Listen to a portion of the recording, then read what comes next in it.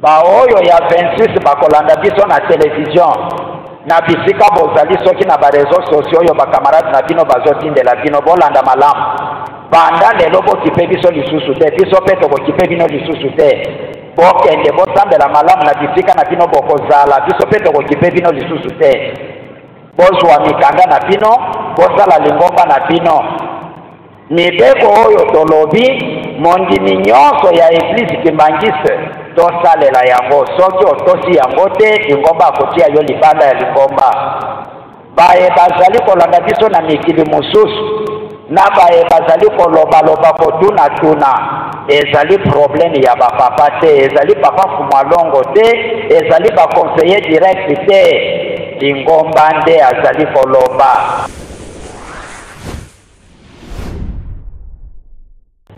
Nde na oyo etali ba résolution tokotisaka bapapa te mingi mokili nyonso bazoloba papa abebisi lingomba papa avandaka na biso te ezali ye te lingomba nde soki bozali na mituna bino Bakimbangiste bisika bozali soki bozo comprendre malamu te oyo tozali kosambela na direction ya nkamba botuna biso toko expliquer bino makambo ndenge yango ezali botungisa bapapa te bapapa baza na problème te.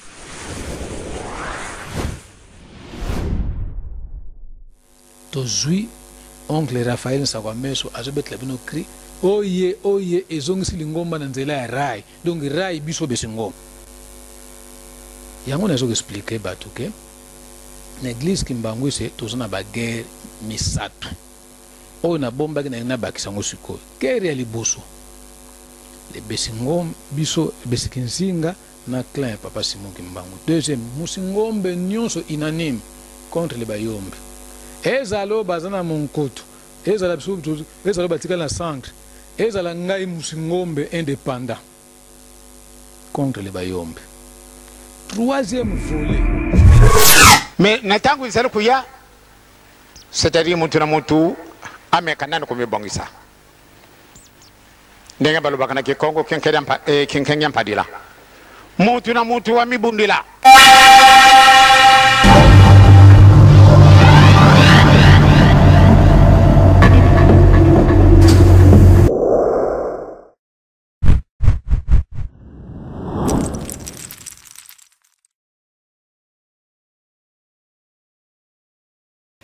Merci les sous landi ya émission à biso mise au point tokutani na mukomolelo pour na kolanda tranche oyo ya émission à biso ndenge pesa meli biso mise au point yango ezali émission oyo ekosembolaka ekotiaka kamwa litanga likolo ya i oyo ezangi po ete bana na Nzambe babunga te na yango tozana mingi ya koloba te tozana oyo etali actualité.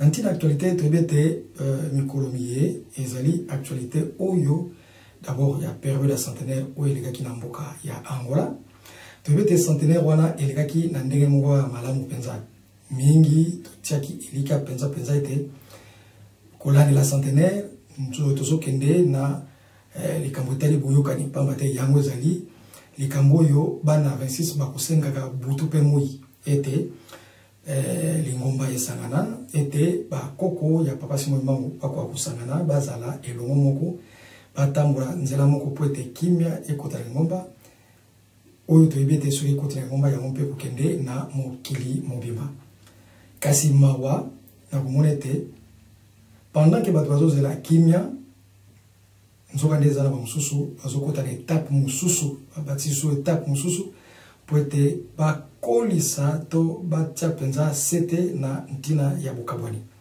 na yango toyebi oyo ezoleka na lingomba ezali makambo ya lukutakano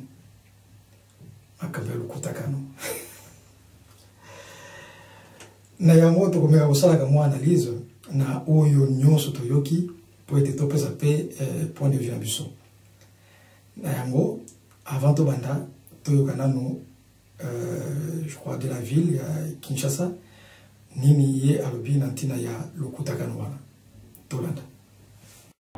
Article 7 lingomba kimbangise akangi boye biso bandimi ya eglise kimbangise tokoki kosangana lisusu te na bandimi ya lingomba ya 26 égale 1 ezala na matanga ezala na mariage ya ndako ya Nzambe ezala na makambo mosusu mpona koboya koswana mpe kobunda.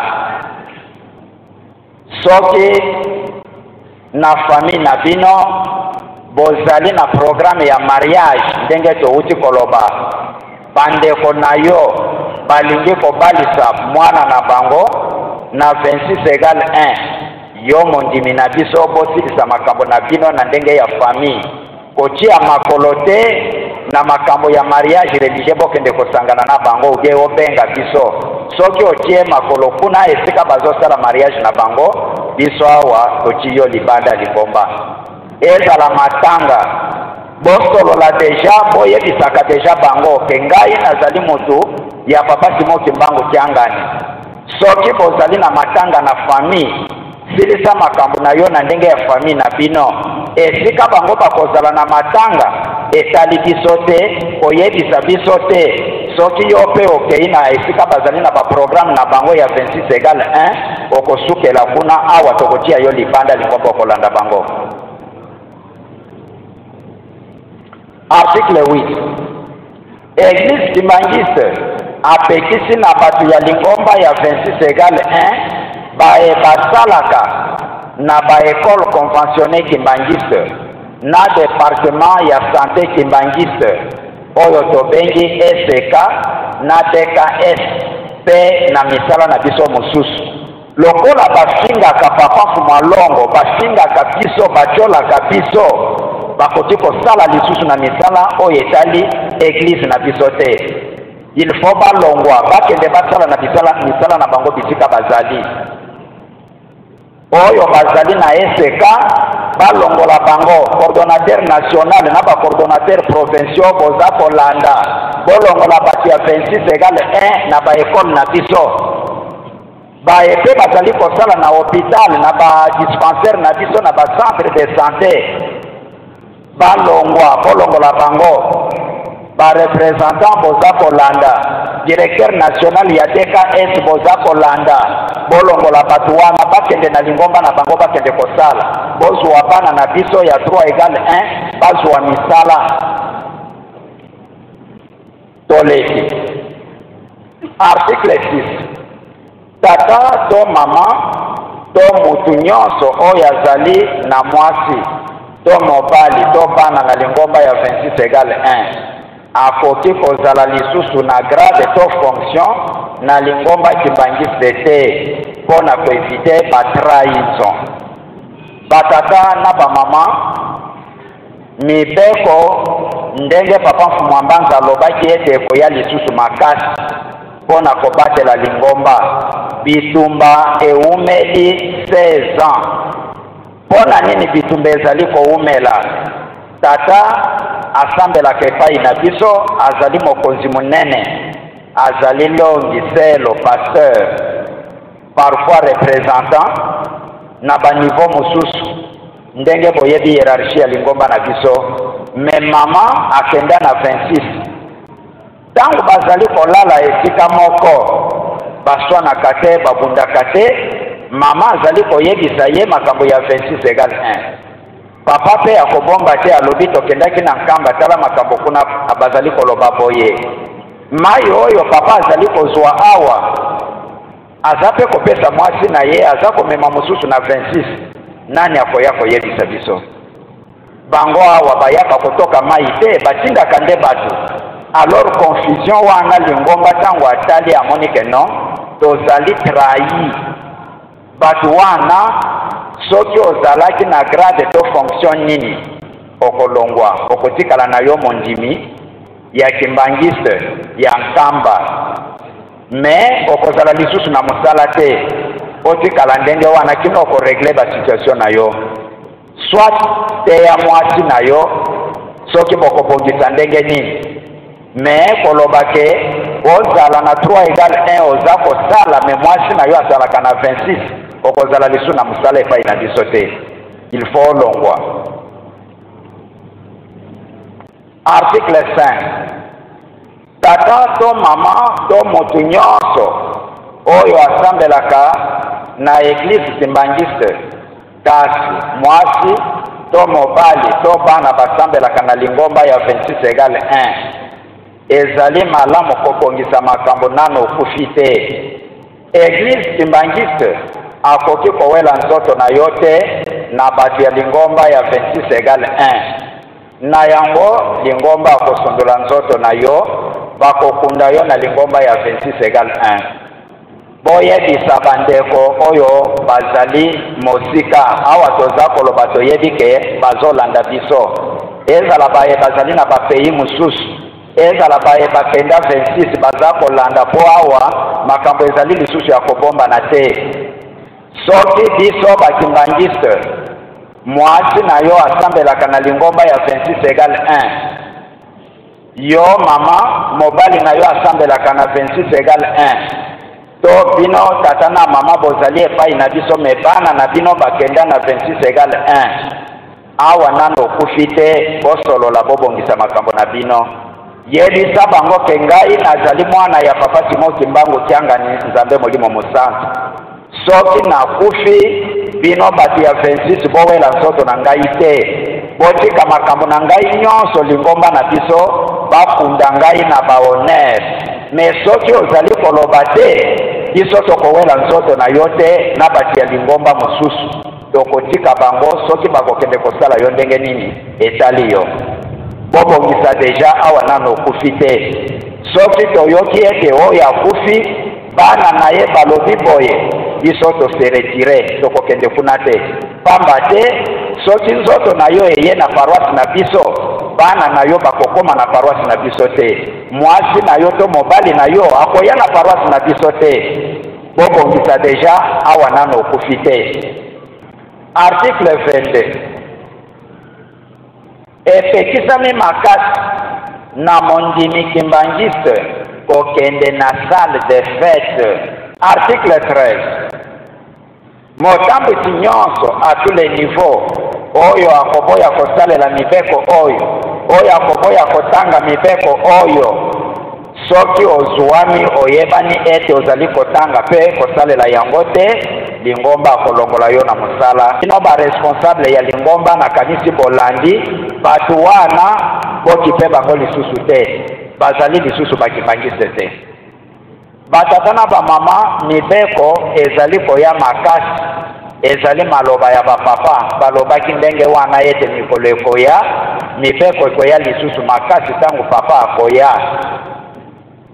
Tobatela lingomba tolanda totosa ndenge lingomba alobi tozongeli lisusu.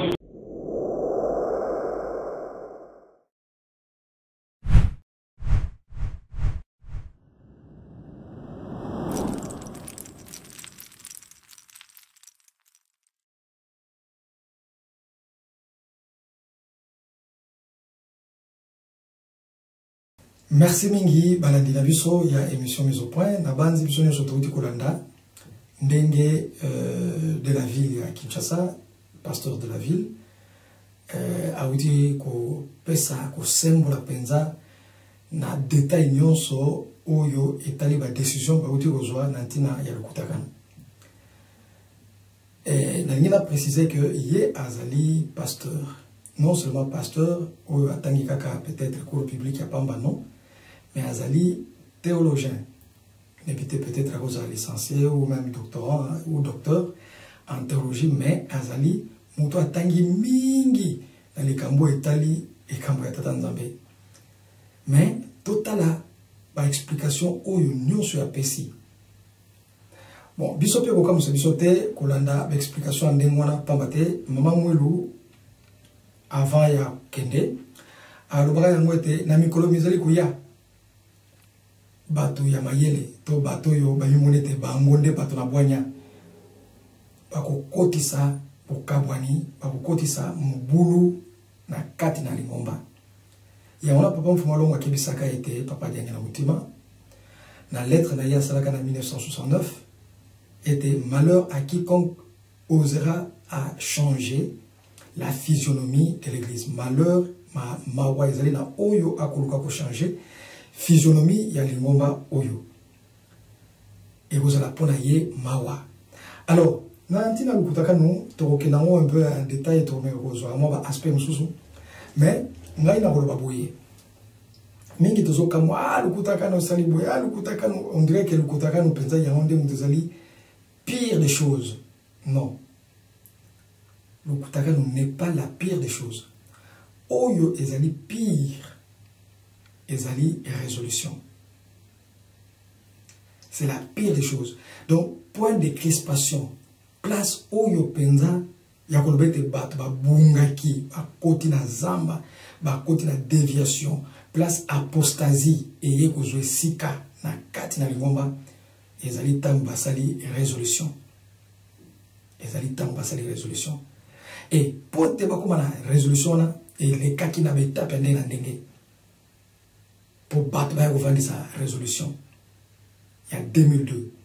Papa Kamulega qui est belé, oh, bah, il passe à la papa boye, papa Simon boye, oh, boye, boye. Mais to yebi maroba, oh, papa Simon loba na bongolo. Il y a le biete, ba réunion zo salama butu pe moi. Ba réunion na ba réunion. Kaka papa signé. Na signé pour batu ba bika, to pour batu ba kufa. Et le gars qui m'a mis dans un sans comprendre comme non, batu ba bika. Ablinga qui a signé nini. Voilà. Et puis bateau babana ko senga yeke signé kaka signé toko esa li kampo. Est-ce que ça qui bandeko propre ya papa Simon Kiangani? Non. C'était un groupe de gens où ba vandi ba concevoir le kamna bango et il faut papa a signé yango. Pe papa le bete malam to yokana. Mais les kambo yo balwa qui était papa Simon Kiangani a signé. Papa Fumamba zape ba yaki pe ko proposer le kola mais aboyaka papa Simon Kayombo bazaba témoin même infirmier ou azana kamba wana aza témoin papa Fumamba zaboyaka papa Fumamba pe aboyaka à son temps en 1981 après l'inauguration du temple mais papa Simon Lobi malamu to yokana ko signer nini. Voilà. C'est là où bas le blesse. C'est là où les Kambo et Koyaki. C'est là où. C'est Satana asengi bakabwana. Satana pe asenga ki lisusu bapese mikolo arenye lisusu.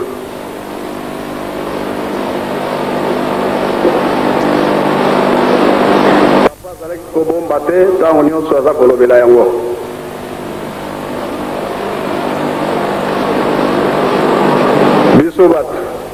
Biso bandimi sika tokozala na nsima ya nani ya nzambe to ya Satan. C'était une bonne question et que esengaki pe une bonne méditation. Bana bandoenga bato bazaki averti. Babana qui ont observé tout ce qui se passait là. Ce n'est pas tout. Kaka papa Simon, c'est notre enseignant. Ayebi mingi. Papa Simon, bon on a papa Fouambanza. Satan a formulé la même demande, oui ou non. Papa Simon. J'ai tout tourné. Est-ce que ye papa lobi Satana a sengenga susunzela topesa ye tango asala lisusu na mokili sikoyo papa Kayombo papa Nzinga papa Jetu bayoki batuni est-ce que papa yo pe opesi nzela Satana azwa susu tango yalobi te nzela eza lisusu te esi esili. Donc surtout commune apres wana balobi tosimba musala tolemba te tango ya Satana siesila tango ezali tango bana nzambe.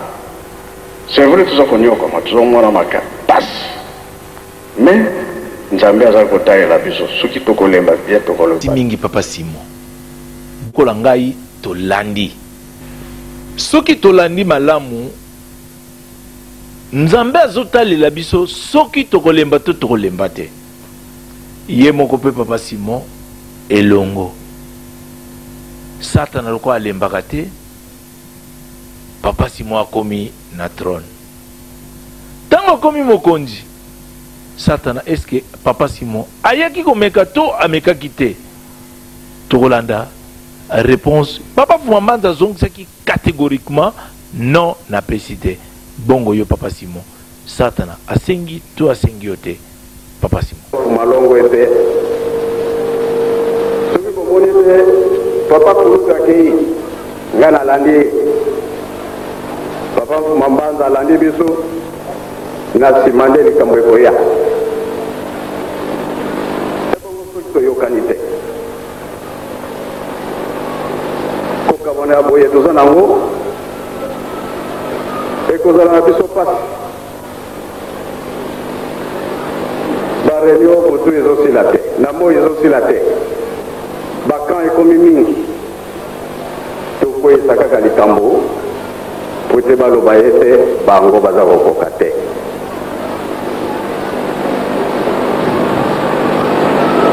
Kanda ya Nzambe ezali mabe.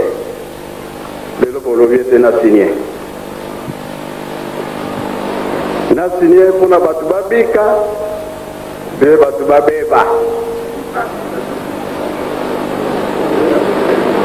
Me kosine to kosine foto yoka. Ngana kondima pona kubikisa batu kasi pona kubikisa batu te. Boyoki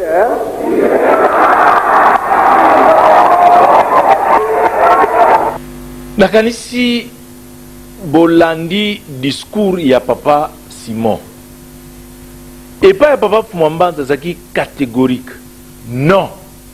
La pécité. Mais Papa Simon a fongoli brèche. Brèche yango a fongoli avant likambo eleka sengeli toyokana. Mais aye kopesa susu moi précision Papa Simon mais koyokana ngo bokoyokana.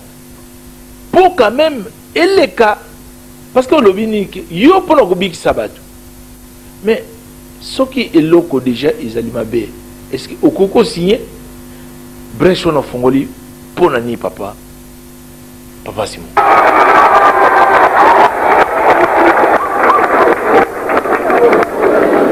Likambo ça va eleka epo boyokana ezala. Mais ce qui est comme quand est belé, alors vous avez son danger.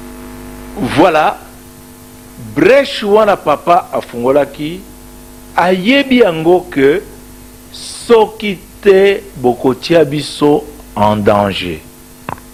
Vivons maintenant les dangers. Il y a brèche Papa afungolaki. Ba grand-père na bazo kende batikelinga lilobo na koroloba po emeka kobomba génération ezo na sima. Bon, omoni problème église Kimbangwise. Église Kimbangwise c'est un livre mo babengaka livre verte. Résolution est ebomi livre verte. Na moment où tozali tozozwa lokola ba papa baza ba Ancien Testament. Nous le besengom tout ça Nouveau Testament. Bon, question est très simple. Nani oyo parce que likamonyo se bandaka na mutu moko. Nani oyo sikoyo abzwa kilikanisi pour être résolution et kosalem. Ah voilà, merci. Ngaka samba. Oya ngudi zanganga. Ah voilà, photo fan dalikamo photo fan disayango ba meki yango balongoli yango bakeko meka ngo pa mfumuzaka. Fumuzaka eza zulanda ngai. Fumuzaka bi est-ce que likambo bokoka ngo? Abi papa tokokoka. Disiko bake ake bako yebisa papa zakuke papa kulutu alobaki que bana bayomi bazana droite na héritage spirituel. Alors sikoyo il fallait siko réunion et salema. Réunion bandi na cesse. Eko zwangai première réunion au bout de la résolution ça m'a la poto te na ka résolution banana poto na poto nani pasteur Nzaki boyebi Besingombe te papa Nzaki aza mundibu deva Besingombe likamni akolo na réunion Besingombe yo mundibu yo lobi ke ngana za mundibu likana na koyoka yo tout ça ba raciste koleka balma nani koyoka yo aye to bandi pa yankatodi pas une résolution et banda. Et pas ya papa Todi. Mettre à penser il y a résolution c'est un kazenzi ngaro. Chiko esenga ki nanyo ya koko bimisa ke bana bayombe bazali bana ya makango. Ambuta wete. Ah ça va. Lando yo mtoko kakaye faut kende go lobanaye puisque aloba. Babandi non, so non. Même papa, je tout le monde a clarté. Papa, le bon nabo. Tu es, calcule comme nassé. Pour le lendo mpasi. Papa, pour le lendo mpasi. Aka na jeep moko anjo mbangwa kudotala kande biso Besingombe tozala. Bana bazo déclarer bango ba comme na mbongo mingi bonabo. Ah, c'est bana ba yombe comme na mbongo. Ça va? Faut que l'ongole na Angola. Et puis le coup babimisi papa Simon ils sont dans ordre de grandeur surtout ça il faut pas papa dit on a que poste na poposo moni après mfumu Simon c'est mfumu dia résolution et bandi tout ça qui na financier moko c'est papa Mbuyika na Grégoire où il y a ça là tout les loyo même bato bako ignorango nga naza fier nga naza reconnaissant mais que grâce à papa Mbuyikana et biso le Besingombe objectif na zongo tozalaki nango esimbaki ah ba stratégie zo ma awa to longwe toke na lac pa ya papa Loso lac Mwero non en ex Air Congo hein na bureau ya Air Congo to fandi ba stratégie eye kolongwa wana eye kokota na veille du commerce pas ya papa Mbuyikana sensibiliser ba moyen toke na nkamba ezalaki kaka kotia signature moto akosa bino teke na nkamba basalaki assemblée générale efa non assemblée générale osambaki na nkamba boza na nkalunkalila na mongo to botuna ye azalaki président 5e commission batraita nini apesa banexe ya résolution eza te batraite eloko moko te ok église oyo na ntango mfumo ndongo ezalaki église universelle na mfumo mbandi mais sikoyo ekoma kutimi ngombe vouloir ou pas tofandi kawanzungasa nani mfumo mbanza tiki biso ntango atiki biso idée oyo nazwi biso yo kazenzi ngaro abimisaki ya résolution mpona nkawanzungasa akota na makambo wana batinda ngamu na négocia na nkawanzungasa na nkasamba papa Mangoma témoin Mangoma préfet témoin donc batinda tofa même mfumu zaka ezobanga mpona konégocier na nkawanzungasa po rigueur ezalaki na ye nakenda na négocier na nkawanzungasa na ndima yo soki toréussir yo Didi Mampasi kozala secrétaire général chargé à finance yo papa Samba oza membre effectif to oza membre effectif copte tata wete yo makamna lutende le tozongusila yo et puis ozala c'est le but que c'est dit ba promesse c'est dit ce qui va pas et même ba oncle Lamson nani lutunu Land Rover soka DKS on tonga to zwati pusi ngam taki conseiller ya katoke ni malembe pona si oyo promoteur ya likambo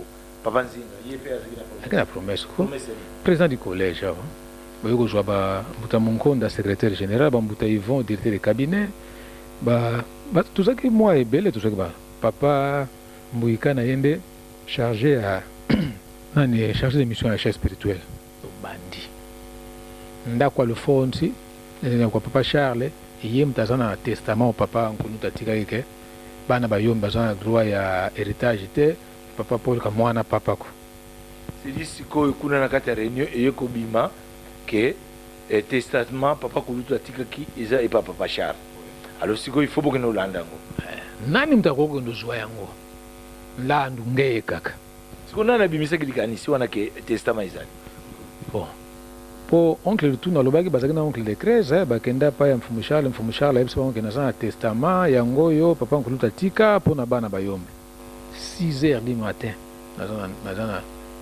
na ndako ya mfumushala kana unatala pe na tongo chance osala footing ona boni tongo tonga bite na komeli nini na bando expliquer abina komba tata mwana pe molimo santo na sana testament wana te iya za tata nga na za mwana. Pourquoi testament ya famille batika ngo pa ya mwana? Jour ya lobaki yango na poko na ngona sala ki déclaration. Na za testament te atika makamba lukuta. Oh, menine ko makamba lukuta po abi yo mtoza na ngo. Abi amona ngo loshinga abi. Ça va? Apesi nga transport na zongi. Na zongi na kije. Ngabi na meko bana besoin testament. Lu yambula.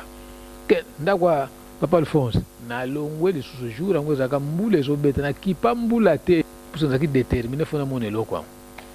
Na komi kuna ye kutazwinga bi inola nongana zo kamwa puisque soki papa Paul aza mwana papa nkuluntu te pato na courage akolobeza biso puisque komi moins na héritage na biso alors bongo bazomona ngo motema passe banga bi non soko za nango pe abi naza nango te baluka place batiaki yango bango moko te kozonga na kisha na pesi rapport buta wete yo muto bima o bake bana wana yo bokolaki baza bana makango bavia besingo baza compliqué ya soko landi bango ti okufi bango batikali bapesinga mbongo express na kititi na matonge na ya bovia kamati ya kadena cheli banda afani na kati ya ndako ezaka pepe 19 fois via zo yate dernier jour na tuni vienga bime soko yebi bana bayombe baza bana makango il a fallu ça clair alobi na nga boy wana kombo ya tata mwana pe molimo santo nlandu soko moni ngai koko na yo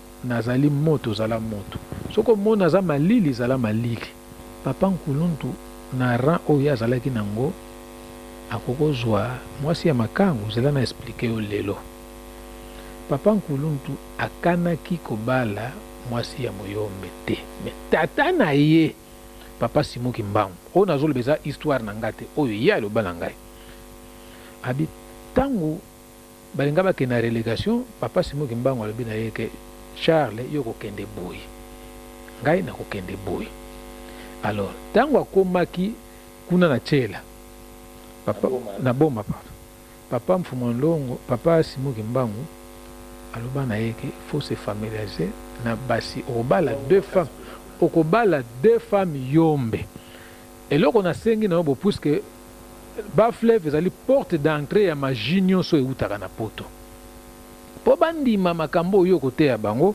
fo bosangisa makila babike semeki na biso mutaote ya biso bokulu na biso bakozala ntanta koyoka grand-père ebisinga il paraît papa nkuluntu aburiaka alobi papa ekokosimba te ngai mwana tata Simoki babayoka ke nasali nazobenga na basi na bale jamais ntango alobaka na esili ya alobi Charles okoyoka makambo oyo ngai tata na yo nazwi pa yankolo yoso nazotinda yo bie oyo ya yo babi le même jour papa Charles kao azoloba te azoningana te papa Mfumalongo ayoki atindi telegramme na Kisasa mbuta ngre wete mbuta kuamadi mbuta nsomi dirigence boya mbuta muntu pa moye balongwa bakenda tipunana basala ba neven titi connaissance ekozonga la raison pour laquelle bakenda ekomona papa mama Wamba donc mama Wamba mutandima ye papa yangenda papa Mfumalongo eza papa Nkuluntu te parce que papa Nkuluntu me papa Mfumambanza bazaki na roi ya soko papa Mfumalongo aboyi bango pe batiki lelo ekomi ono sauf mama Bibi yende mutu mama Mwilu mutamonaka atinda papa Mfumalongo nanga wisa bagenda kotala mama Bibi le reste de papa Mfumalongo mutapana kondima bango.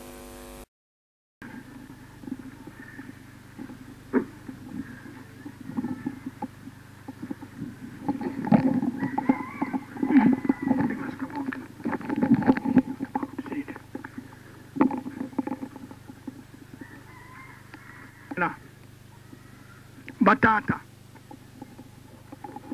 beto i batata mu kimundu kansi muna kimwanda unu beno i batata kwa beto kadi lunitu za masemeto ba batatu baswekele nitu batusisidi beno tunayininga musonga andalisha beno tazolele vondwa lunga beno baba ba wonsono munatata kisorokele munatata jalungana munatata jangenda kadi baba tatu batu sisidi nkuna wa unene yo tuzole futurila matondo mundu mutaunu mulokula kiaki kakati bobo tutamuina kadi ambo ndinga bapapa ina yetu ina bikunku bione munu fugamane kuntwala mulutumu lwa mfumeto ya kanda monkazi Edouard Lutunu, président de la maison familiale ya chef spirituel baba tatu nonga twena kansi président yani lutumane zambo mbona tukabane mambo mubikunku bione yani ngula nkazi mono mwana nkazi yani sikago wana yidibundu kansi mono yewa kwa beno bana budu fokole luele kwenu beto butusala yidibundu yani president una yendinga ikasonga kwa dibundu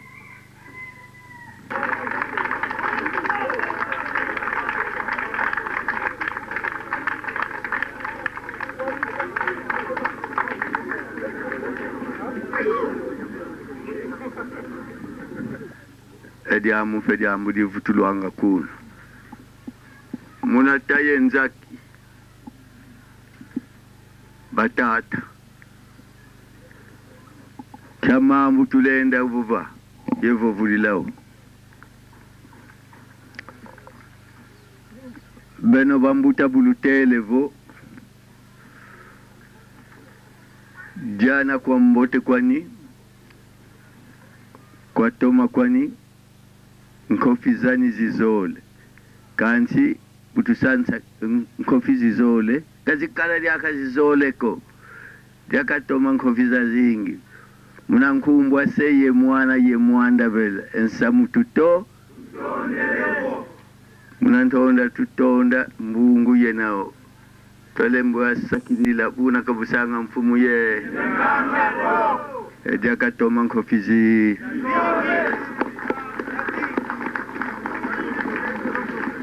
na katwene to diaka ye mambu mankakako side ndungu ye mangwanza ndio kunketa lamba kubulambuluka kanga tufokole muna nkumbu ya seye mwane mwanda vela amen amen.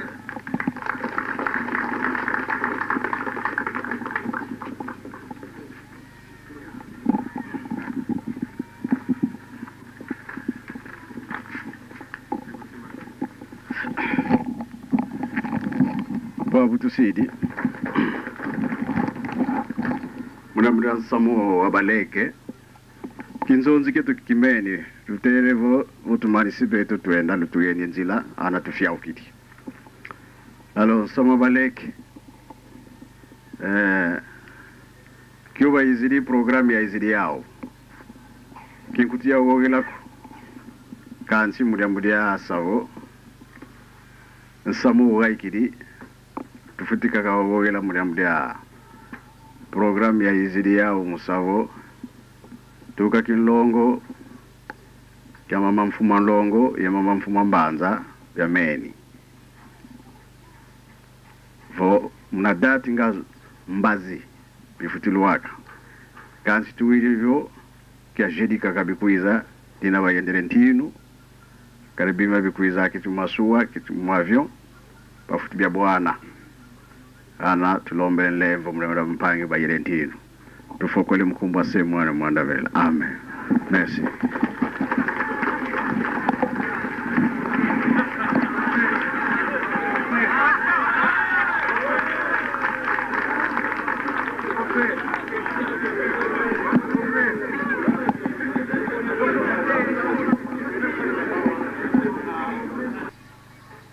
tokomia wa meloko moko na mona ki mabe suspect yango bambuta bandeko na bino batosaka bino te papa mfuma mbanza nzoto na ye ezalaki na centre d'accueil bino nyonso boza mapaya te boyebi likambo wana secrétaire général ou bien secrétaire général. Donc, c'est ça, bino, vous êtes secrétaire général. Au secrétaire général, Azali, rapporteur. Kasi yako lo bamuna albi. Banda lelo bana nyonso to bakomi ba papa. Boyoga ite. Alo ki malamo? Asaka ni manani? Asaka ni bamuta. Omoni? Ye alingo sala tuna liboso na bamuta likamana lingo lo bango. Bondimi yango kasi alobi. Banda lelo ba papa bakomi bana nyonso bakomi ba papa. Nga kuna ni simba kinga ite. Tanto yawa bakundi papa sili comme c'est ça tirayema pour mutinyo so babenge papa na basi bakomi ba papa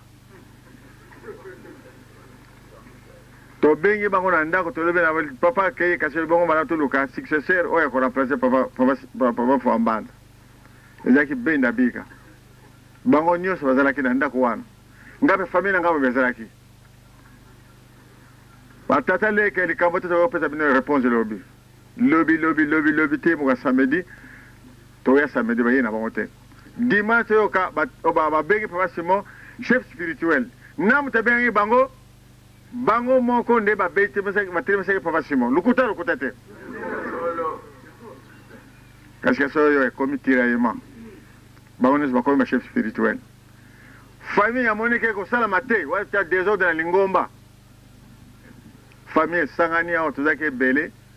TV na ngoya ngoto to sa nini faut alerter l'état donc comme au Canada tina membre effectif va transférer dans l'état que famille a boy que bangonyo se bazala chef spirituel moko ndala ka moko ataku tuna royaume to bundi ennemi na bana eko kota babani ko bunisa ndeko na bango to moni te ko sala mate to bengi bango mbala misat boya na selembao bayete parce que balabala selembao za mala mute kasi ora voiture Mercedes ko tana selembao mbala moko ya mibale ya misatu balubi la bon moto ke no souhait ngai na ko longa na osouhaité na ke no osouhaité pona osouhait ezeli lopango ya bofre na ngai o bala ndeko langa mwasi na ko sala reno kona te to candidat la vite bongo mala moto to sala reno wana na lopango na bango moko na Monkoto 87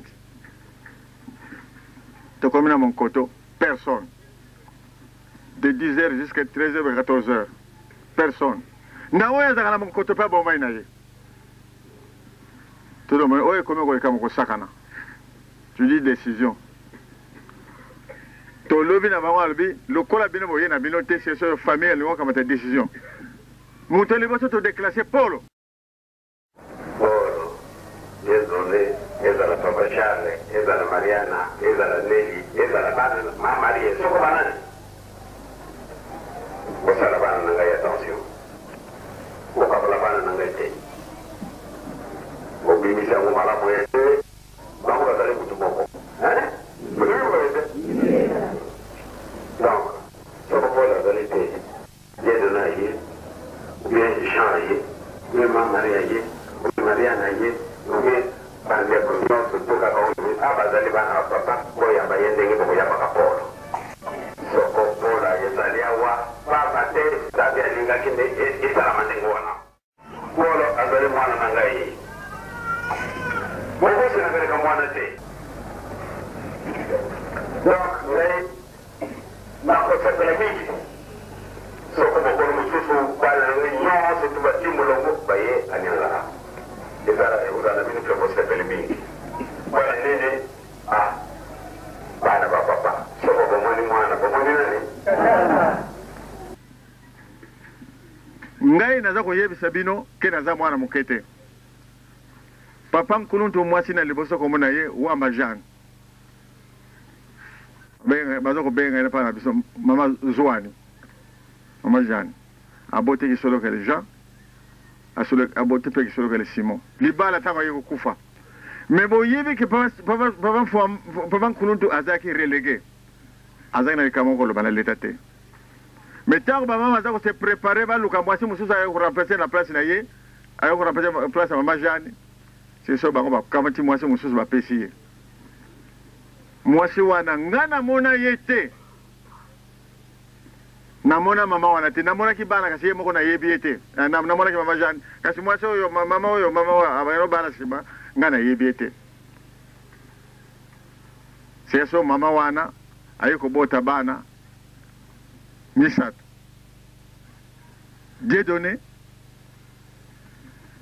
José na Micheline kasi azaki mwasi ya mariage te azaki femme légitime te pona yeba ke te bande konanga basi bazana mboko bazali ayeba mona ete bayebe petit lelo to yebi ete mais na mukana nzambe tutango malamu mwana ya nzambe o base tata mama na basala ke mariage mwana umususu wana aza mwana mariage te pe aza likambo ko diriger likambo na ngomba aza te lukuta te bamuta bondi makate hein parce que bozo obanga singala ko banga te na zolo bango po lelele likambo fe sila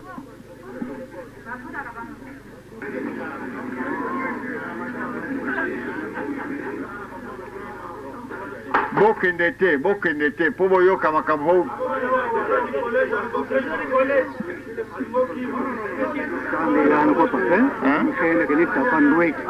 Hindi kani kunigano ko papa, kaya sa musima duwek, kaya nang kita sa tuwe na katapangap ng duwek. Hindi ko ba? Ya lo vivo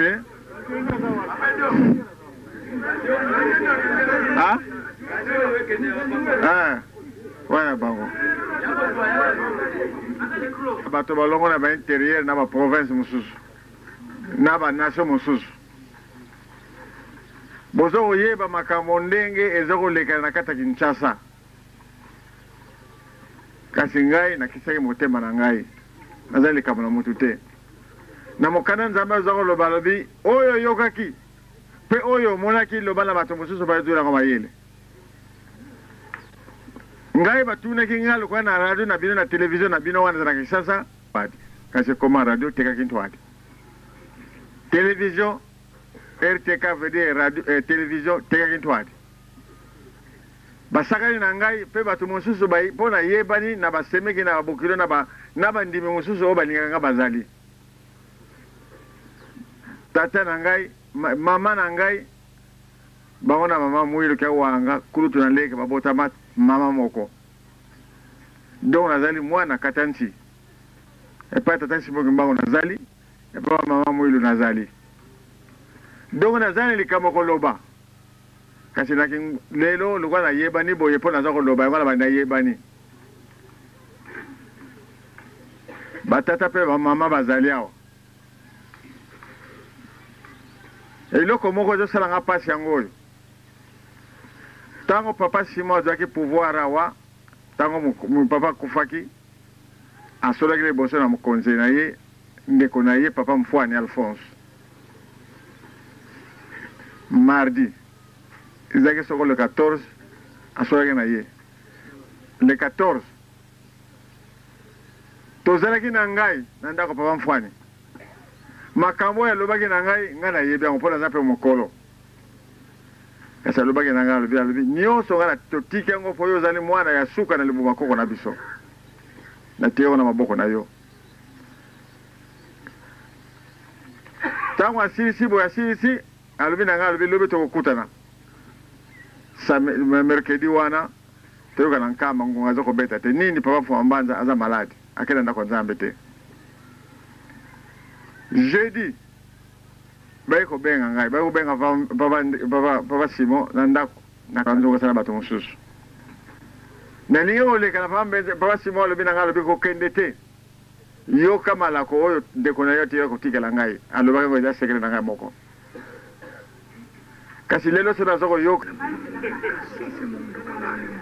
bon toyoka na malamu secrétaire général Yadi Bundu bambuta boluka mutu oyo kamata kaze wana kana koyebisa ke kaze bapese ngai yango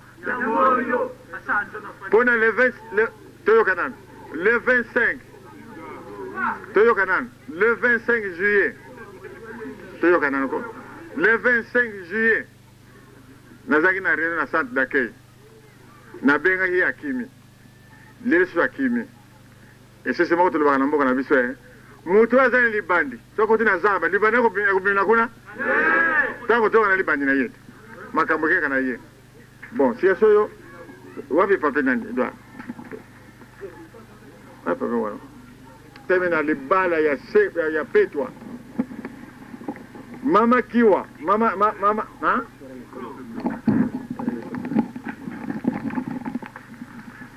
mama Nsalulu Pauline tango baza kobala yenga na yebi aza kovanda maluku 120 libala na yeza kana kwema maluku ngana yebi bana abota bango kisolokele Marianne kisolokele Nelly Kitudia kisolokele Firmin kisolokele Nchaba Mfumu Alphonse kisolokele Solo kisolokele Kimbangu Simon kisolokele Christophe kisolokele Michel kisolokele Solange bana ya papa mkunuta abala kina libala abota kina libala ya bope bangwana o balandi les enfants hors mariage kasi bana toboya bana te bana bande basa bota ho bazana famille si ma famille kasi na lingomba bakomo na bamwe zate bakotela bate balo banakata lingomba ona oyoka mwana telemene bota lingomba bise lingomba to kufundana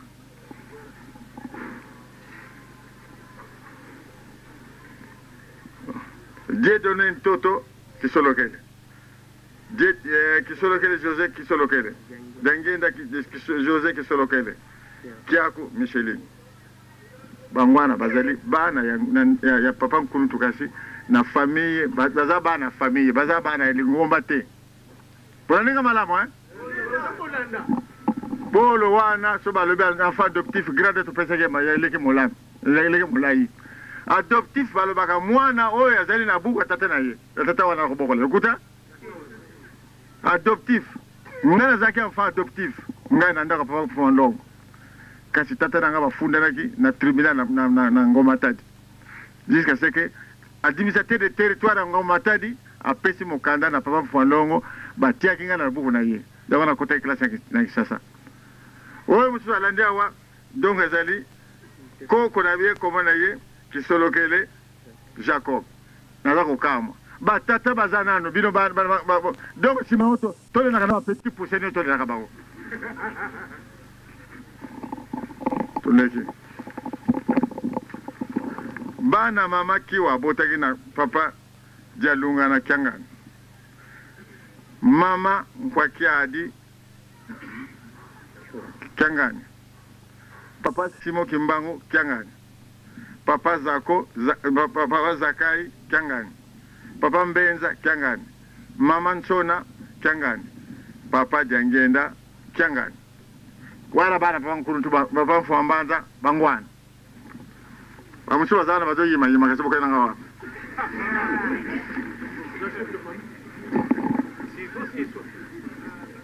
bana papa Jangenda Joseph mama Mwilu Jangenda Marie mama Jangenda Christine mama Jangenda Emily papa Jangenda Charles Kisolokele papa Jangenda Mukoko Sami papa Jangenda Armand papa Jangenda Martorey wana baza bana baboti bango na libala ya sembo pe ya petwa alors yango wana batata na bamama dossier nyonso to na pesa na bambuta bana nanga likambo oyo Dieudonné ezala papa Charles ezala Mariana ezala Nelly ezala bana Marie soko banani bosala bana nanga ya attention bokabala bana nanga te voilà batata bama bandeko ne esika makambo bebelaki nde yango wana à partir ya signature ya résolution. Au fait pour tokoma na résolution assemblée wana ndenge basalaka yango sur 8 points oyo ezalaki retenu lokola exposer les motifs 8 points que bamoni que non lingomba ezo marché bien te il faut tout ça la réunion assemblée ndenge ba décider yango pour tobomisa mais bien que zaki appel wana ndenge ba invitation ezaki ba participer écoute na kati non bo ba participer na kati ezali bateau penza bazaki invité na eloko wana te c'est-à-dire ce que ça va net na ndenge to ba na l'état ezali lokola coup d'état oyo ba préparer quelque chose donc o ba salaki ali ngoma to benga ko donc un coup bas et juste ezali ba manœuvre oyo ezali po e kotisa apostasie, comment la carte apostasie. Sur 8 points, oyo ba monakete, ça ne marche pas. Bah étaler bah différents points. Sur 8 points, on va a exposé les motifs 8 sur 8. 6 points, ezaka ka destiné na postérité ya papa Simukimba. Allez-y comprendre. Sur 8 points, 6 points mobimba ezali kaka famille papa Simukimba mboui. Bakoko papa Simon Bangboy, Bakoko papa Simon Bangboy, Bana papa Mfumalo, Bana papa Kouloutou, sur le 8 points, 6 points mobimba, Ezaki uniquement adressé concernant famille biologique et papa Simon Bango. C'est comme si Bangonde Bazaki na cause d'après Bango que les moments ont marché bien. Au moment où le dernier chef spirituel, où na série papa Mfumalo, a Oudaï Kotilabuson en 2001, au mois d'août, et en 2002, au mois d'octobre, il faut oser c'est les moments c'est vrai, et rayo on va kotaki et les rails à foire. Bobi les rails à foire, ça n'amène nulle part. Au côté de la Trewana, au tambour qui aux ongana, place au bandelaki. Donc, quoi, mener nulle part. Et c'est comme ça que, bah, quand il y a un bango, il y a train, il y a foire. Sur le 8 points, 6 sont concernés pour un an. Alors, sur le point où on va traiter qui, et c'est là où ils ont commis l'irréparable. Il y a un côté ici, on a 4 nabourouïques. Ils ont touché la personnalité en Zambie. Ils ont touché Papa Kouloutou, ils ont touché Papa Mfoualong, ils ont touché Papa Mfoualong. Qu'on désacralise Bango. Blasphème. Pourquoi on oublie ça, Ezali grave, c'est blasphème. Pour nga Ezali, et tout le monde ne peut pas battre, Balobaka. Lia et Lamba et Tiki Moui, mais sur l'île Lobana, c'est grave. Papa va Tiki sur l'île Loba. Message, autocompé sans bandibi. C'est très important, il y a Boulingo Amébé comme ça là. Le reste là n'a rien à voir. Mais papa le bagnabso, to kangama et sikamoko, to kangi kambu, to kena mozole. Abo sanate, que papillon to silegi. To tigaki na mozole. Et moko na kati labso, azali na copine yango. Soki tango kota na mozole, azu yango boaki, yeka na nzambe na ye. Mais abo sanate. Que tu signes avec papillon. C'est très important parce que ce qu'on a négligé de Taïwan, Papa Simon, je vous l'ai dit, à quoi regretter amèrement. Il y a solo. Tata Nzambe, azali compliqué. Punition, il n'y a pas si on peut se remonter, que tu aies mon terme à casser qu'on reconnaître ma bête. Qu'on reconnaître mes raretés. C'est ça la plus grande punition au Tata Nzambe qu'on peut se remonter. Ce qu'on se reconnaître ma bête, c'est Ezaliwa. Ya solo ezaliwa les kamwa nazo bango ya solo ezaliwa papa si moi kansa malamu akansa bien papa malubani alobaki na biso. C'est très important. Tata Nzambe soka pesi yo apesi soki mutu na mutu ndenge tozali 26 papa si moi mikosana te ezali église universelle. Universel. Chacun de nous 26 a un rôle à jouer. Azane loko ya porter na kateli ngomboyo. Papa Simon se trompe nesikawana. Chacun de nous a quelque chose à porter. Yemo galubako na nkamba. Il se contredit que musapi moko eko sokola ke longité. Alors, donc, ma camion ce bébé là qui à partir de la résolution. Parce qu'à partir de la résolution, tant que c'est fini. Alors, nous sommes à réfléchir pour la qui s'est et le quoi non les amala moté ndenge ba kolbaka na kikongo biloko na sobolambi ce qui beli piente basani ba lambulu la donc bozongi susu bolambi susu ba non avant et c'est na bami et belle telle quoi la prison boliakaka. Alors tous ces gens là qui voulaient faire réfléchir, qui ont dit non que loko ezali malamuté et ont une église en ruine, na déviation, na katiaposasi, ont été chassés. Ils ont été chassés. Moi, par exemple, j'ai été chassé. En paroisse Nangaya, Yanyangara. Et Mingi va être chassé, même à niveau, il y a Misala, il y a école, il y a université, il y a différentes institutions administratives où ils ont à l'église. On a chassé des gens. Et c'est comme ça que tous ces gens au Bazali chassés, tous ces fidèles au Bazali chassés, pour ne pas perdre foi dans la baronté, pour qu'ils se retrouvent dans mon côté. Voilà comment mon côté est formé. Donc c'est formé à partir de Batou Nyonso Babanaïko Bengana, Bazo Bengana va lettre dès le départ, Bazo Bengana va lettre. Et au fur et à mesure que Bazo Saladil actuana, c'est fini. Donc on va créer peut-être une rupture. Mais les lots tout ça en présence à deux églises commangistes. Il y a le Papa Paul, mon matériel, mon spirituel. Matériel et au Koya.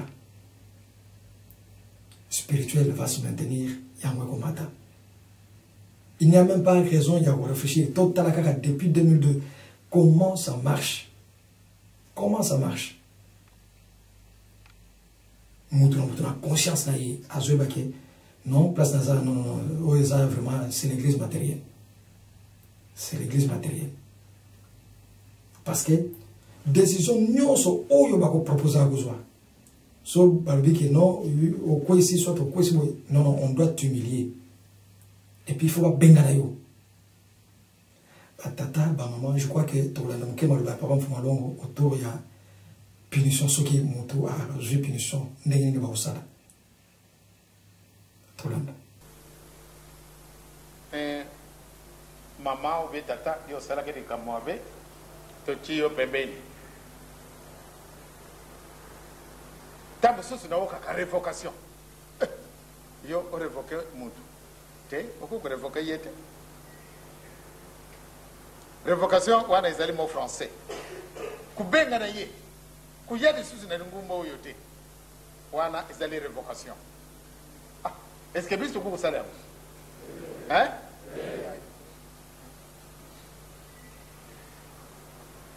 Biso to ko sala ndenge wana te. To sala révocation ya moto oyo asali di kamba mabe. Ku révoquer yete. Chia ye pembeni. Pendant lelo ke bakimbangise ya 26 égale 1 koloba lisusu ndenge wana te lingomba ya 26 égale 1 bakozwa kombo na bango koloba lisusu te ke bakimbangise ya 26 égale 1.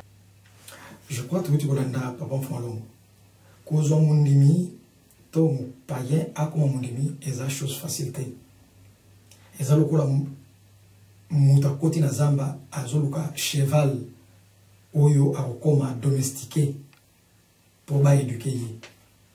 C'est pas facile. Na état sauvage, o la na cheval, o zoyer, et puis bo bana ko rééduquer, bo dresser, pour être comme un animal domestique, abana ko sala misala ndenge bilo bolingeli. C'est pas facile. Or musala papa si mumba musala ya mwana. Azuke no landa bato, ko logota bato, bembosono, ba wapi partout. Bato ba misala ya ndenge na ndenge ya ba deux fois ndenge na ndenge pour aya kubonga bango. Et il y a des gens qui prennent le culot. Ceux qui ont sali boy olongwe, ceux qui ont olongwe. Tout le monde papa katembo d'explication un peu silantina ya okutakano. Tout le monde. Biso tokotaka na ba paroisse ya lingomba ya 26 égale 1 te. Balito ya lingomba ya 26 égale 1 bakoki kokota na ba paroisse na biso te. Pamba te bazali batu ya violence. bazali bato ya agressivité biso toswanaka te tobundaka te chaque fois soki tokutani il faut makelele ebima tokɔtaka na baparoise na bango te bango mpe bakɔtaka na baparoise na biso te bana na biso ya basi na bana na biso ya mibali soki olingi oluka fiancé olingi oluka kilia na yo okende na lingomba ya 26 égale 1 te soki ozwi kilia na yo kuna ozwi mutu na yo kuna okosala mariage na lingomba na biso te soki mpe okeyi kosala mariage kuna okozonga lisusu epai na biso te soki olingi obala luka kilia na lingomba na biso bazali ebele bana basi boluka bakilia na lingomba na biso bana mibali mpe boluka bana na biso ya basi me kobima kuna na lingomba ya 26 égale 1 te totika te bana na biso bokende koluka makambo kuna na lingomba wana kuna batata bamama tokozala biso molai mingi te me eloko moko kaka biso tokoloba soki otangi na Daniel chapitre 7 verset 25 Daniel chapitre 7 verset 25 tokomeka kotanga yango tokotanga na kombo ya tata mwana mpe molimo santo. Par cette parole il s'opposera au Très-Haut, il opprimera les saints du Très-Haut et projettera de changer les temps et la loi. Les saints seront livrés à son pouvoir pendant un temps, 2 temps et la moitié d'un temps. Tolandi, hein? C'est-à-dire, lelo résolution babengi yango pe lisusu mobeko. Ça c'est changer la loi. Et résolution balobi te yango pe ezali mobeko. Et le kutakano pe balobi yango pe ezali mobeko.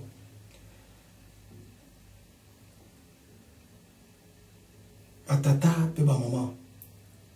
Comme sous son atuna ndeko moko est-ce que ndenge résolution ezali wana. Ko les mobeko. C'est-à-dire Bible pe ezali livre de loi. Ezali pe mobeko.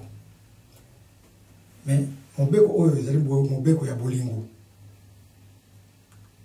Moni mo Bible ezali résumé na bolingo mibeko misala ezali mobeko ya bolingo. Est-ce que mutako oyo ezala capable asimbi na loboko ya droite Bible na ye, asimbi na loboko ya gauche résolution na ye, kende pa ba païen banda kote ya bango papa simo mama molimo santo ba papa misanto ba nzambe yo na résolution na yo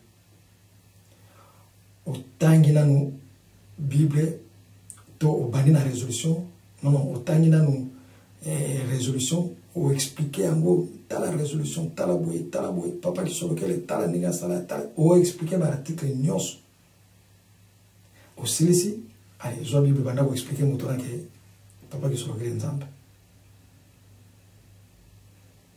Est-ce que vous avez la possible? Et vous avez la possibilité. Pourquoi? Parce que nous sommes les incompatibilités. Résolution dans la Bible, les incompatibilités. Là déjà, le connaît les incompatibilités, c'est que ça m'a lamuté. C'est satanique. C'est que Mogoza bien, Mogoza mabé. Pour la nini, résolution tango bimi. Pour battre yango na ville Kinshasa o ezali la symbole ya ndenge que yango etangami na mokili mobimba. Parce que ville Kinshasa c'est la ville miroir et église humaniste. Ce qui etangami na Kinshasa donc c'est etangami na mokili mobimba. Pasteur ni natanga ki résolution na centre d'accueil. Mon côté ba kwa kutanga yango te. Mais elle vous allez à malamu, ils ont beaucoup de malamu. Pour la nini bouton à moi, monsieur Batote. Non. Tout le monde avait peur. Parce que va ébiquer. To quoi ici kake. To côté ici le quoi mabe. Bandi mi bako se prana yangote. Enzami pazana ese mona yangote. Batanga yangote. Batika la pe botanga yangote na 400 d'accueil. N'habitez ce qui bateau, bagoza na bososoli ou pas. Donc, elle wana ezali mabe. Kobeba ya makamunyo sonne tout koloba et bandela qui à partir de la résolution. Donc ce qui est plus grave, les des résolutions. Pour résolution, il y a un mutasa kobota ba biloko nyonso nezoya. Bakatengo nyonso na baza ba fils oyo. C'est-à-dire au fur et à mesure bazo kende ce qui corne mo bukani ndenge ta le bami na apocalypse bien na Daniel, ce qui corne mo ya diable et bukani allez baye ko bakisa corne mususu. Bakatengo ce sont des cornes oyo les lo bazo utiliser. Yé peut-être aller corne oyo tele makawa penza awa. Oyo baye ko utiliser les lo pour nous terroriser bana nzambe. Alors, le mal a débuté dans la résolution. Sur Tali, il y a un article, il y a le bosso, il y a la résolution, dans l'article 4, il y a la résolution, ou même l'exposé des motifs, au moment où il y a pour la résolution, c'est référent qui n'a pas de déclaration, il y a révérend le Edouard, chef de famille de la maison familiale, chef de la maison familiale du chef spirituel. Donc, parce que référé couteau, on a Bible T. Parce que référé couteau, non, na maloba ya papa non. Parce que référé couteau, non, maloba papa misato maloba T. Ils ne se sont pas référés dans maloba ya papa. Ils se sont référés base ya mukanda wanezali les déclarations de Papa Lutono. Wapi valeur spirituelle non? Les cas.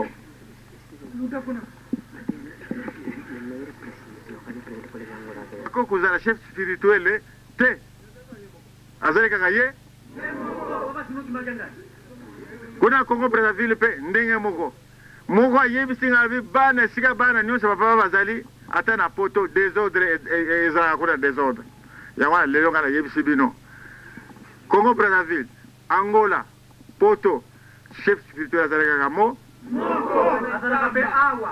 azalaka na nkamba mai ezali awo kati oloba te alobi kona ngola tofoni ezipa mai na oseya boyoka makambo 3 secteur po topanzana po makambo nyonso tu napesa na mambuta précision yango napesa malamu secteur bakomisi banani oyo balinga kobomela ngai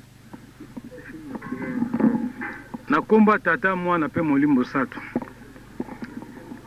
Problème il y a 3 secteurs, batu mingi bazo matsango mongongo, bazo matsango tension.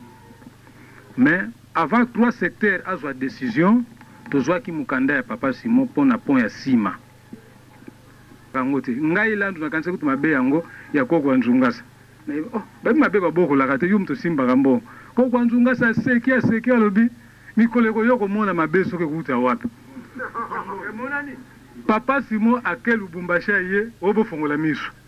Ba mamba tata bandeko 3 secteurs fongoli misu. Tozana tangu susu ya kukanga misu te. Faute na biso te fongola misu mteluki makambo. Na hotele malibela. Botele ngomba bo sesa ngala lingi batokota bakamabana na ngai te. Na finga na television. Mutafinga ngai mvila. Télévision wana batata baba représentant télévision wana comme misabiso ngambo ebele baza kofinga ngai kasi soyo na tuni secrétaire général papa pasteur baza secrétaire baza kofinga ngai yo lobi nini akamati mokanda pesi ngai kasi mokola pe na télévision na moni biye bisusu oh na kedenge na kuta me kingana tutakuncha beto vo luboko yonga janga nsekako tiyo kana malamu luboko yongo luzensu nunina kuna jeti kampamba mpamba ivuana oya vuanda kana pena etanda ya fufu yali akafufu te kasi akusala nini afufu ezali alors vraiment ezali pasi mingi ye moko apesi nga mokanda alobi na ngai akomi moko na radio tekaki ntwati Abi bana lelo na lingo yo mutalo balikamwana ya famille na ngai na famille ya mutu te. Tuyoke malamu. Sikeso mukona pa ma Christine. Akena nyangara te. Wa papa Charles ni sama akena nyangara. Na yeye moko président du collège.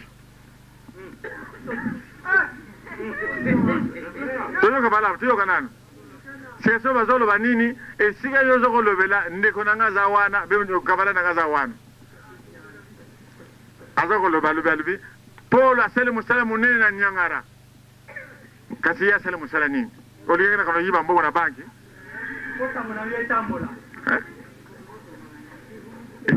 Paul azosala ta mbongo wana zeli mbongo na yete zeli mbongo nini? Ya nini? Kasi ngali ngoma kutata difra pesa ngati hapo sura krevanga. Akana lobana Paul Alberto atongisa ndako asasi musala mingi na kata ngomba. Intimidation wana veut dire ezali baza kopesa na batoyo bamvila bayefa nyonso komo na bango za kati bato na nyonso likambo ngona lingo bango oyo ezali pasi mingi bango baza luka désordre wana mukolo ba menace ngai famille nga bato to bunisa to buna bitumba pona nini leta ye baka pa basema azali incapable de diriger lingo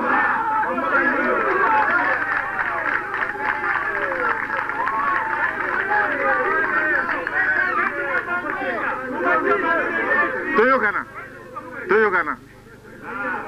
Congo Brazzaville, représentant Brazzaville Bazalia. Batupe Angola pe Bazalia. Bana lelo.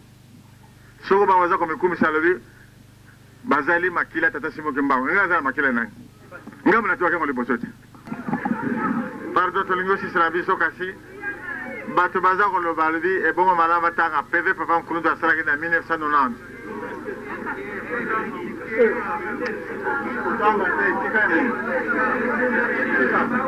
Mongo oyo ojia lingomba boka bolango na paroisse po bolela bon bana ngo bavimba ka lipunte pona nini yo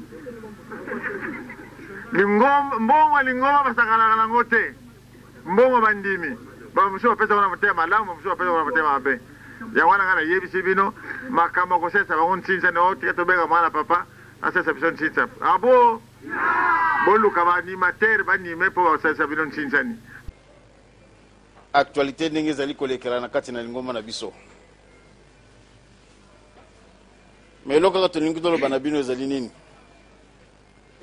bozala na bino apese likambo ya pasi ezali te tolobaka na bino ntango nyonso ete etumba ezalaka na likolo yango ese ekitaki na se ndenge papa Mfumu Alonga alobelaki yango na 1981 na le 6 avril na Nkamba sata nalobi lokola odeloge ngai ya kokota na bafamille nyonso boyokaki bie boyokaki te bobosani yango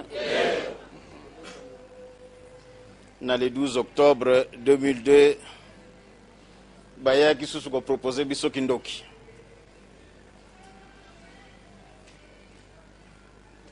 est-ce que bobosani likambo yango boyebi yango malamu elokola toboyaki ngambo munene wana tomema boni ebongaki to ndima yango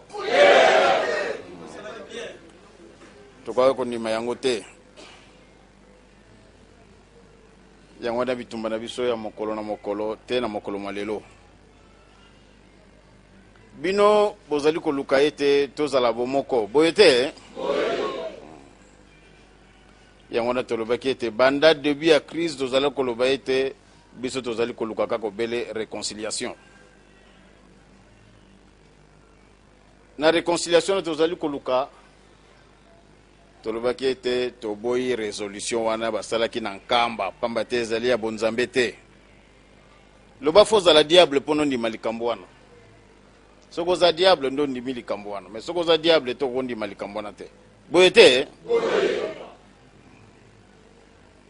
yango wana tolobaki non tata Nzambe akomonaka akoyokaka sa manso esalamaka na se ya ntango tata Nzambe akomonaka akoyokaka 7 ans pendant 7 ans mobimba soki tozalaki na nzambe te nde pasi me toza na elikya yango na tolobi ete bobanga na bino eloko moko te biso tozali bato ya non violence toza bato ya bitumba te o soki bitumba o soki ndenge nini te lelo yo papa Simon il faut tu en mutu na ye tant qu'il y a ko comprendre te que atiolaki batata na ye tant qu'il y a ko comprendre yango te atioli batata na ye adefie batata na ye ya solo penza nalobi yango na komba tata nzambe bapapa bakotika ye tranquille te akokende tout de bêtise en bêtise wana mpenza na biso yango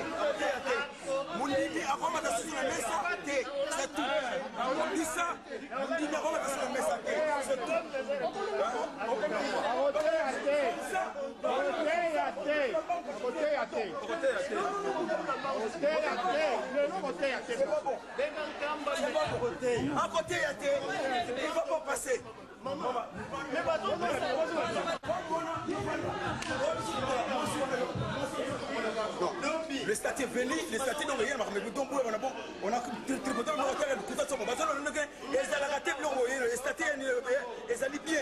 Mais et l'eau comme il veut l'application est en côté. Vous voulez pas nous croire? Les lois sont tout ça la très attention là, tout ça la très attention. Lokuta et boti muma ya mabe na kata ngomba. Yango pena mte koti si pena eni makasi. Yo en tant que chrétien, comme je l'ai dit la dernière fois, yo en tant que chrétien, aux hommes normal que au cas de la mouninga na yo au sala e mabe. Est-ce qu'en tant que chrétien, au monde normal, ce que aux hommes normal c'est que changer les alléluia, changer nzela aussi. amonanaki lokola moto moko bandi moto ya mobulu makambo ebelebele tozalaki kosola yango lobi kasi na avi na bango na emoneli na bango lelo baza koyeba esika nini batia ngai te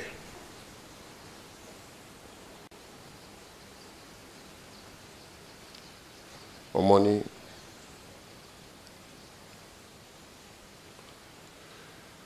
likambo tosolone kitoko alobi nga nalobi na ye boye nalobi papa eloko moko kaka na koyebisa bino soki kimia ezali entre ba el nyonso mibale ya bakimbangiste ezali mpona biso tozali bato ya kimia nakosi batata na bamama kimbangiso ye boloba kaka soki nakosi bosalisa ngai komisa nabakisa makasi nayebisi ye mpona biso tozali bato ya kimia na bataki oyo biso tozwi na kofingama oyo biso tofingami sotu ngai oyo nazali kolobaka na bino nalakisi ye ndakisa nalobi bato oyo bayaki kosala conférence de presse awa ndenge biso tobengisaki batelevizio baya kofilme na inauguration na biso baya kosala reportage ndenge ezali kolakisama na batelevizio nyonso ya Pointe Noire eh bien conférence de presse esalamaki awa na mboka oyo babengisaki mpe batelevizio nyonso po bakende koyoka ndenge bazali kofinga ngai kosilisa ngai loposo conférence de presse mobimba ezalaki kaka koloba mabe na ngai meme mama oyo papa nzungu alobi mama Corinne nayebaki ye nano te mais elle a réagi parce que naza nango naza na copie ya conférence abi oh tomoni te banda bobandaki koloba bozo koatake moto moko est-ce que ezalaki nécessaire boya na makambo yango na public boye bozali bandimi bokoki kobongisa bino na bino te c'est avec une peine que je prends la parole parce que je vais peut-être vous accuser, vous les kimbanguistes qui êtes dans la légalité. À vous entendre, tous les exposés que vous avez fait ici, vous nous avez fait comprendre que depuis 8 ans, les dissidents ne font plus partie de la grande famille des kimbanguistes. Mais seulement ce que je sais, que ces mêmes dissidents portent toujours les tenues kimbanguistes. Ils ont le nom kimbanguiste. Ils font tout des kimbanguistes. Et vous, les kimbanguistes qui sont dans la légalité, qu'est-ce que vous avez fait depuis 8 ans pour le faire savoir à l'opinion nationale que ceux-là ne sont plus dans la légalité? Ensuite, je me dis que toute religion a pour philosophie l'amour et l'unité. Jusque-là, puisque cela fait 8 ans pratiquement qu'ils sont partis de l'Église, et en 8 ans, vous ne l'avez pas pratiquement déclaré pour qu'ils soient expulsés officiellement. Donc, vous les considérez aujourd'hui aussi, pendant toutes ces années, comme étant des frères kimbanguistes. Alors, en 8 ans, pourquoi avoir attendu aujourd'hui, 8 ans après, pour en parler? Et comme le linge sale se lave en famille, pourquoi n'appelez pas vous ces frères-là, que vous lavez votre linge en famille, que d'étaler vos problèmes au grand jour? Parce que, à vous entendre, vous avez commencé par Brazzaville, vous êtes allé en Angola, où vous avez obtenu l'expulsion de celui-là que vous ne voulez pas faire sa publicité ici, et aujourd'hui vous êtes à Pointe-Noire. Tel que je comprends, ça veut dire que votre démarche, c'est d'obtenir également son expulsion de Pointe-Noire. Vous êtes libre de le faire. Mais quand je vois la philosophie de l'Église, et si vous, les kimbanguistes qui êtes dans la légalité, vous œuvrez pour l'amour qu'a prôné votre père fondateur, je crois que vous n'aurez pas dû étaler vos problèmes au grand jour tel que vous le faites aujourd'hui. Par des sources sûres, nous avons appris aussi, et par la voix des ondes justement, que la première dame du Congo et le maire de Makele, par exemple, se sont impliqués pour chercher la réunification des deux tendances de l'Église. Je voudrais que vous me dites aujourd'hui, par rapport à tout ce que vous avez déballé ici, où en êtes-vous avec cette démarche entreprise par les autorités du Congo? Je vous remercie. Pour concilier la traque que vous organisez contre Paul Isobekele, en passant par la justice, par les institutions de la République, et la réconciliation que vous prônez. J'ai comme l'impression que vous ressemblez un peu à l'équipe de Mamadou Tandja, jusqu'au boutiste. Vous voulez à tout prix en finir avec les autres. Est-ce que vous pensez que c'est la meilleure façon d'aller à la réconciliation en essayant de détruire l'autre, alors que l'Église, je crois, la morale voudrait que vous soyez tous ensemble pour travailler pour les œuvres de Dieu? Merci.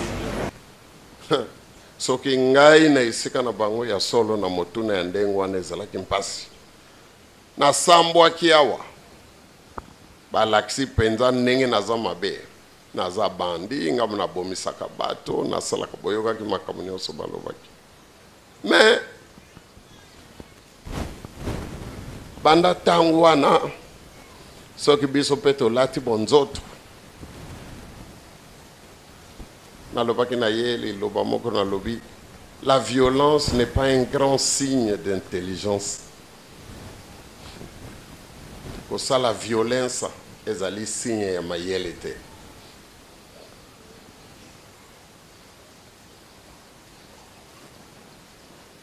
Soki kimia ezali na ba communauté oyo mibale ezala ya mpaka ezala ya mongo kamba, po biso tozali bato ya kimia.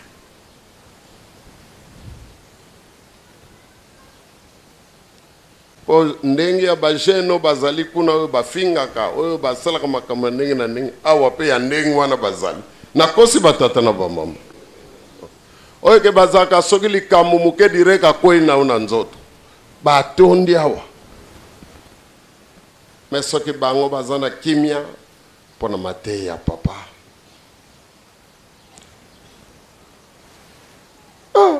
soki ezalaki na nzoto papa Simo azali nemi na nga moko ya kosakana te, nakoki koloba meme kombo na ye na likambo ya kitoko te.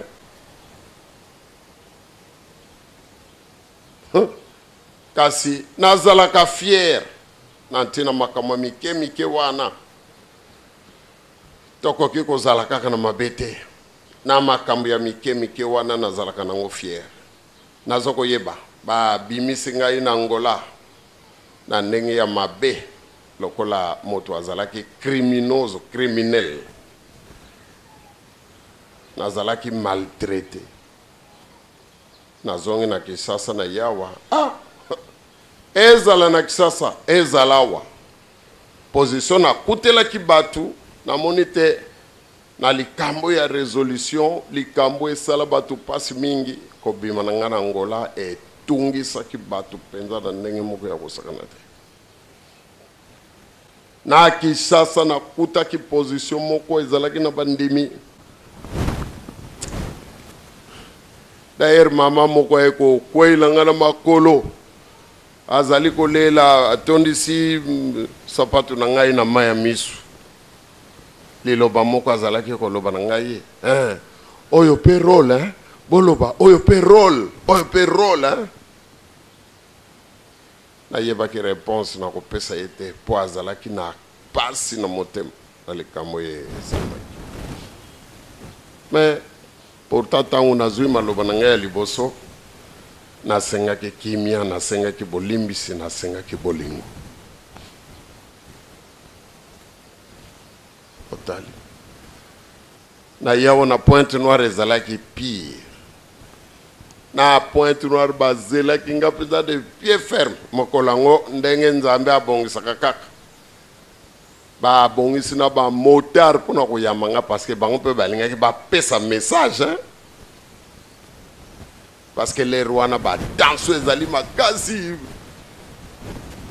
Nzambe abongisi avion nalingaki nayela ezwi pane na Brazzaville le temps bazali kobongisaka yango ale vol na ngai esalamaki na Pokwa nakomaki awa na Pokwa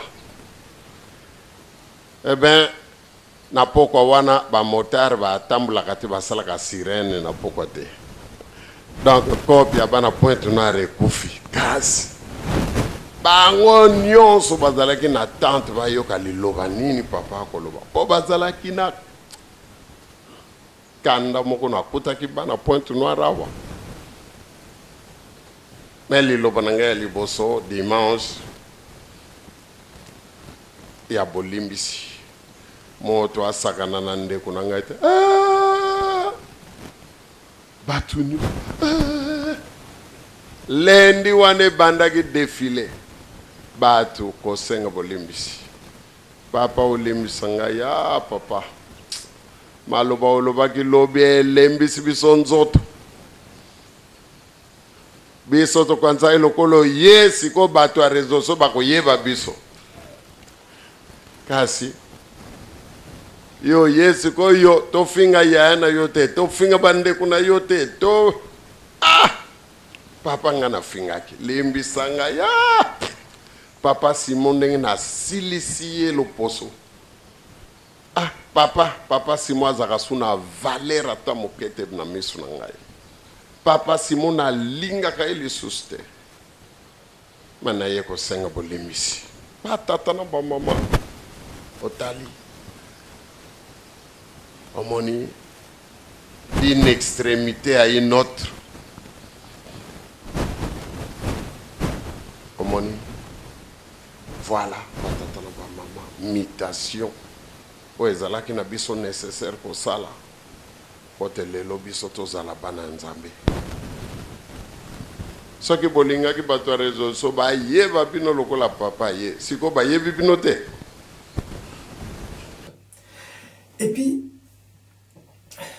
na kati ya mukanda wana résolution il n'y a aucun passage biblique, aucune référence biblique. Vraiment. Même écoute Cyrillaire, Cyrillaire, nous sommes pas longue il faut dire la référence biblique.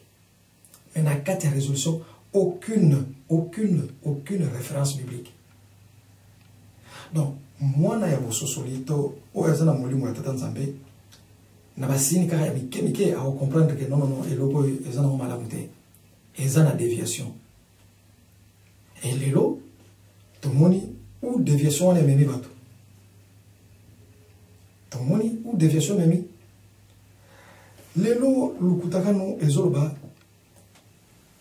ezo tinda bandimi na bango bakabwana na bandeko na bango parce que bazo appartenir na lisanga oyo na église mangiste parce que bazo appartenir na église mangiste parce que wana oyo bango bazali ezali 3 égale 1 ezali communauté de tourisme déguisé donc kimbangisé tengana olobaka lelo bazotinda na bato soki omoni ndeko na yo assemble na église mangiste benga na ye kozala nde lisusu pembeni te bazotinda bandimi na bango mpo na nini parce que bamoni ete kobunga eza makasi. Or nzambe ene mosusu boye biloko mosusu esalamaka bino bozwi bateke nzambe azoprocéder na sélection. Dieu a besoin vraiment d'éliminer bato nyonso ya oyo baza quand même l'élément nzambe ete babima na esika wana. Parce que la Bible dit sortez du milieu de ces gens. Sortez. Bible ezoba yango. Je crois que ceux qui tout tangi la référence na tina ya eloko wana, il faut faire un choix. Tous en 1 Jean chapitre 4, 1 Jean.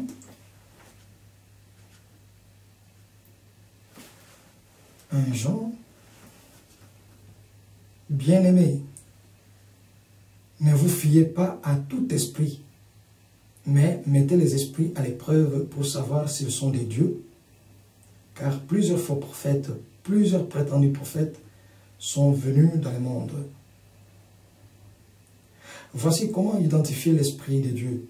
Tout esprit qui reconnaît que Jésus est le Messie est venu en homme et de Dieu. Etc. Et esprit en Zambé, na esprit à diable bawe ba ondenge nini. Sorotali na Galate. Na Galate, place où il ke ndenge tozo tambola, est-ce que ezali selon ndenge Nzambe alingelaka tozo tambola na ndenge penza ya bomoto. C'est-à-dire bon ndenge ba soda ba benga ka bon nyama ozoma na Galate. Le livre des Galates est là.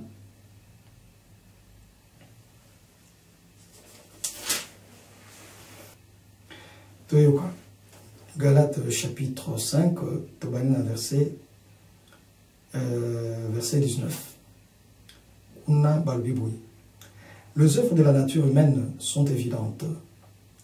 Ce sont l'adultère, l'immoralité sexuelle, l'impureté, la débauche, l'idolâtrie, la magie, les haines, au pluriel, hein, les haines, les querelles, les jalousies, les sectes, l'envie, le meurtre, l'ivrognerie, les excès de table et les choses semblables. Mais le fruit de l'esprit, c'est l'amour, la joie, la paix, la patience, la bonté, la bienveillance, la foi, la douceur, la maîtrise de soi. Contre de telles attitudes, il n'y a pas de loi. C'est-à-dire, si vous êtes déjà contre Bolingo, c'est-à-dire, vous avez il y a mes côtés. Sur ça contre Bolingo. Donc, aux autres, donc, aux Anakatia, Bolingo, côté, et tu n'as pas la foi. Je crois que Bissonio surtout causera d'accord avec la Bible. Tu causera d'accord avec Maloba et Papa Fronlon. Papa Fronlon a insisté. Boka Wanate, Wanezali Moussala Satan. Mais le lot, Katembo avec c'est le Kutakanu, Azo Senga Vanimi, il faut Bokawana. Moi, c'est dans mon bali Bokawana. Tata na moana na tata. Maintenant, tout les ans, oh non, même la Bible, sans comprendre les contextes, où on colle sur le Belaki, que Naïkotia, kimiate, mais na ekotia mupanga, na ekotia division. Non. C'est-à-dire, Nkolo Yesu n'a pas divisé les gens. Il n'a pas prêché la division. Il n'a pas prêché que Bokene la guerre. Non. Au contraire. Tant que apôtre naye, baye menacé Nkolo Yesu apôtre naye, Pierre Azui, Claire Azaki nango, c'est-à-dire épée, a bami na Marcus, lito et katani, Nkolo Yesu a tombé, a s'appelé qui a tourné, a récupéré lito et wana, a zongi si na place nango a guéri mutuana.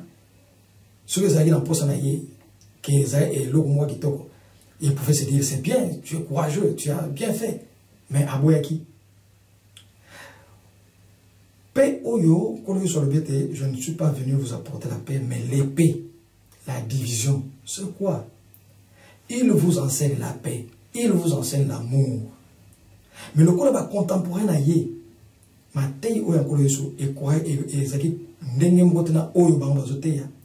Na hypocrisie bazali na ba pharisien na mibeko bele babani ko ba bana Israël ba Yuda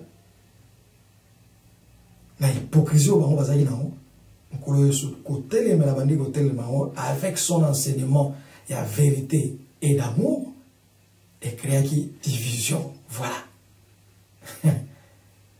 C'est comme ça qu'il a dit, je suis venu vous apporter non la paix mais l'épée, la division. C'est-à-dire, azote abino bolingo. Mais, pour na boyo bazo, mon enseignement na ye eza touchant. Parce que, koto bazo kumisa, oh non, kusa balobi, malheur à vous. Bo sala kaboye, menzo kande fallait bo sala boye. Bino bolobi, il faut haïr son ennemi.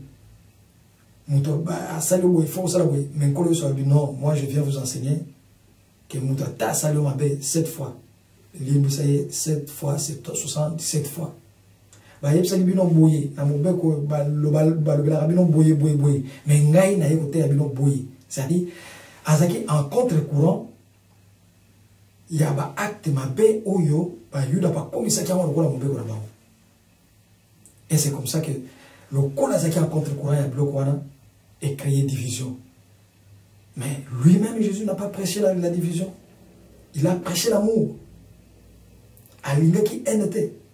Il a prêché l'amour. Il y a un mot qu'on a vu, il y a le Kutakano, c'est diabolique. Ce qui aujourd'hui, nous connaissons la Bible, tout ce la Bible, tout ce dans 1 Timothée,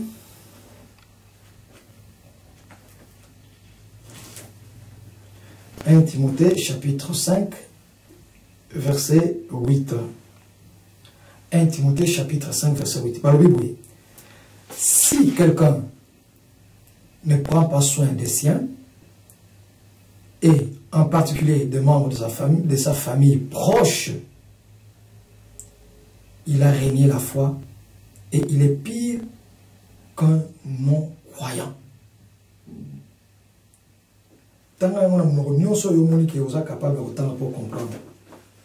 1 Timothée chapitre 5 verset 8.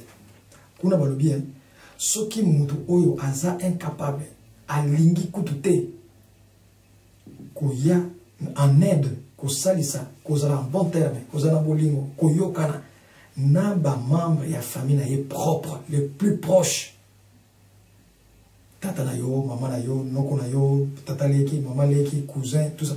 Tu n'es pas capable ya kolinga bango, ya kozala bango pembeni. Tu es pire qu'un infidèle. Tu es pire qu'un non-croyant. Si quoi, est-ce que c'est un zambé? Ou est-ce que c'est un batu, bokabwana, bosala même testament.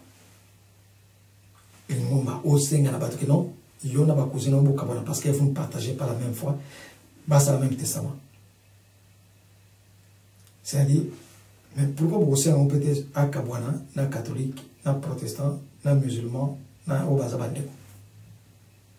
Mais vous aussi on va pour na boyo basa proche kana na postérité par si on par bien na papa dia na boutique ou par papa qui sur lequel.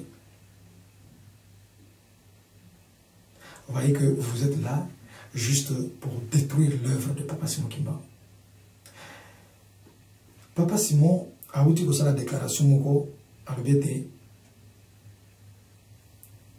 mobeko wana ezali ngai te makangi yango ezali ngai te katembo pe alobi ndenge moko botungisa papa te botungisa baconseiller direct te ezali biso nde bato tokani biso lingomba c'est vrai bino bato bokangi parce que d'habitude bamatanga moko ezwamaki na niveau ya mokoto papa Firmin ya mama Marianne ya mama Nsalulu ya mama Nelly bato bakomaka balettre kaka ya kolobaki non chef spirituel akotikala ko jamais koya eza bino bambuta mwa corps wana ekokoma na nkamba te ezali bino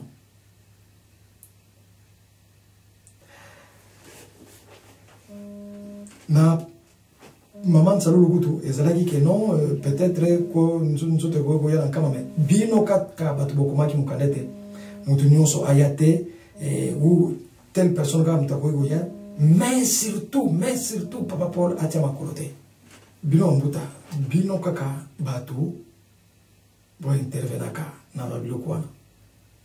Alors n'est-ce pas là d'abord pour la bandémie? Est-ce que vous avez qui dirige maintenant l'église? Et ça, Bango, pour le chef spirituel. Mais l'air déjà pas de balbiner, il y a pas si moi le bien. Bango peut monter par le bien. Mais pas si moi possible pas non. Que non, vous devez revendiquer, vous devez vous révolter, vous devez dénoncer. Mais c'est difficile pour vous dénoncer parce que Dieu vous a aveuglé. Et puis nous tous à côté de la apostasie, à s'éloigner davantage. Pour moi, la même lueur, il faut comprendre que dans la carte de déviation sera difficile. C'est une déviation. Parce que les choses spirituelles ont décidé de la mêler. Azali Kolo va bloquer. Azali Kolo est assemblé. Azali Kolo, c'est l'organe suprême, il y a les moments. Mais ils ont touché même fondement social, il y a les moments. La famille. Parce qu'une famille, c'est une église domestique. Éducation à mon nyonso, que ce soit spirituel ou social ou nini, et ban la famille. Mate ya liboso ba pesa kana mutu eza pasteur na famille nano azamu nge bazo kolisa ina likamba papa Simon Kimbanguti lera komena 12 ans akela na malongi. Mais on est en train de détruire la base même de la société. Il y a une nation. Pourquoi kana bamboka ngoyo wana vraiment ils a passé. Mais vous avez tout le monde on devrait vous arrêter. Incitation à la haine publique et collective.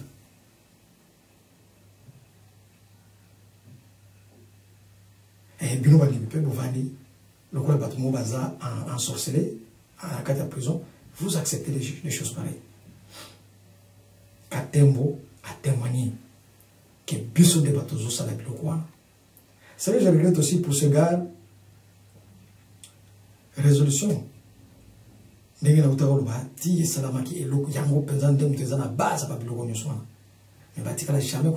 publiquement. Bankolo nango bazo banga bango bankolo nango basala biloko wana. Batikala jamais kotango publiquement. Yo guti na yo soki wapi. Baye kwa mbobina yo yo nana de la ville. Pour télémi, pour tangi na miso batu, pour teba commentaire. Pourquoi bankolo nango bango bazo sala biloko wana te? Pourquoi bankolo nango bazo sala biloko wana te?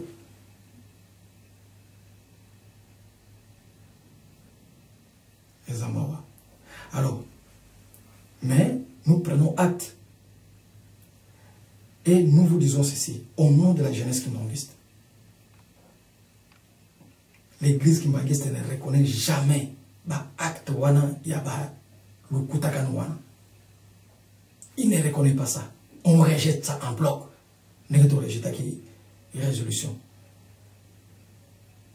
que ce soit l'élo, que ce soit dans le futur, oh, nous sommes dans la vidéo, aïbake, l'église Imagisa n'avait jamais été d'accord dans les Cambouana. C'est satanique, c'est diabolique.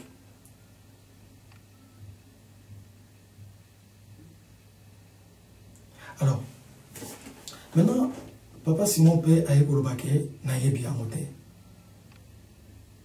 Est-ce que vraiment Papa Simon aille bien noté? Exactement, parce que tant que Papa peut en Zoro Babilo, c'est comme si